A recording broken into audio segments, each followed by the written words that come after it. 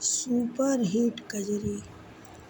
जब परदेसी अपनी बीवी के छोड़ के हर समय बाहर रहतन त उनकर मेहरारू का कहती दर्द भरा कजरी। आप लोग सुनी गाना के।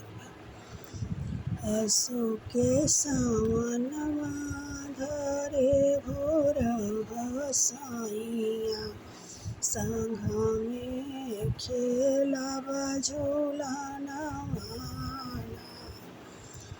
असो के सावनवा धरे भोरवा साइया, संघमे खेलब झूलनवा।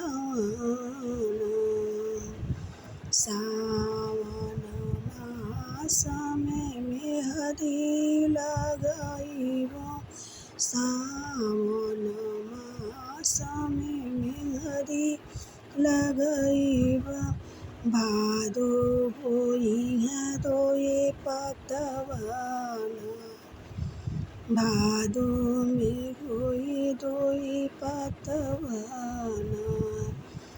असो के सावनवा घरे भोरवा साइया, संघमे खेलब झूलनवा।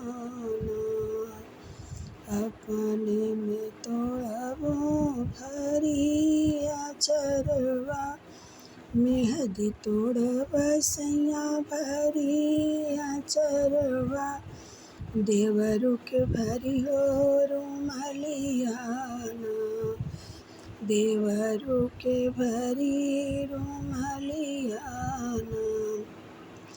असो के सावनवा घरे भोरवा साइया, संघमे खेलब झूलनवा।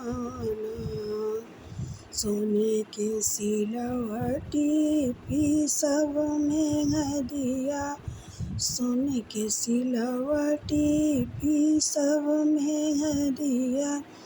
उठाइबो सोने के कटोरवा ना, उठाइबो सोने के कटोरवा ना। असो के सावनवा घरे भोरवा साइया, संघवा खेलब झूलनवा।